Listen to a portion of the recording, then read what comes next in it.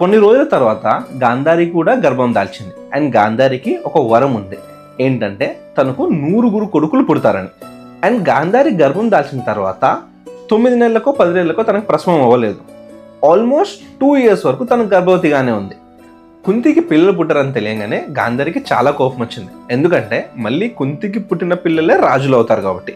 ఈ కోపంతో తనకేం చేయాలో అర్థం కాక 2 సంవత్సరాల నుంచి ఉన్న గర్భంని తన గర్భాన్ని తనే కొట్టుకోవడంతో పిల్లలు పుట్టక ముందే పిండం బయటపడింది.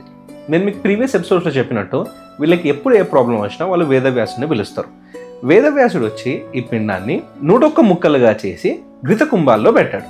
ఘృత కుంభాలు అంటే పచ్చి కుండలు. మీరు ఎప్పుడైనా గమనిస్తే మనం ఇప్పుడు ఫాలో అవుతున్న టెక్నాలజీస్ చాలా మన పురాణాల్లో ఉన్నాయని మనం వింటుంటాం.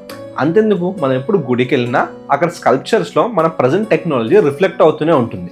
అండ్ ఇక్కడ వేదవ్యాసుడు చేసింది ఇప్పుడు కరెంట్లీ మనం ఫాలో అవుతున్న one of the technology which is nothing but test tube baby.